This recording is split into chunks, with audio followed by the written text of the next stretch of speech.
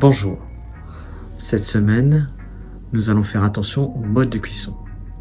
En effet, si vous faites cuire vos aliments d'une certaine manière, vous allez préserver les aliments, garder les nutriments et surtout limiter l'apport de matières grasses lors de la cuisson.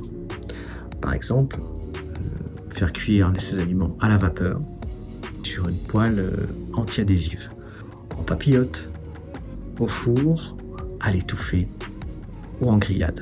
Donc on voit bien que, par exemple, cuire ces aliments à la vapeur, ça va permettre de garder les nutriments et de ne pas rajouter trop de matière grasse.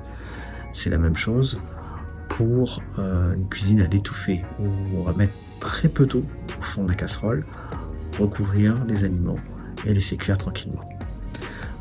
Il y a une possibilité aussi, ce sont les grillades, donc qui ne nécessitent pas non plus beaucoup de matière grasse.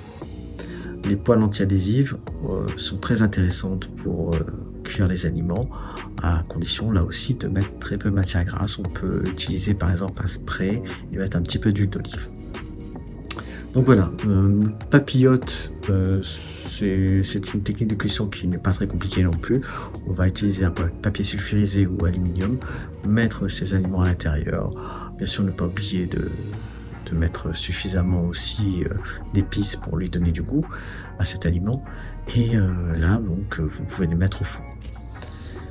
Si vous utilisez aussi votre four, n'oubliez pas d'utiliser plaque avec du papier sulfurisé ou un plat qui soit anti-adhésif. Tout ça pour limiter aussi l'apport de matière grasse. Donc voilà, je vous souhaite bon courage et c'est parti pour votre semaine de défi. Top!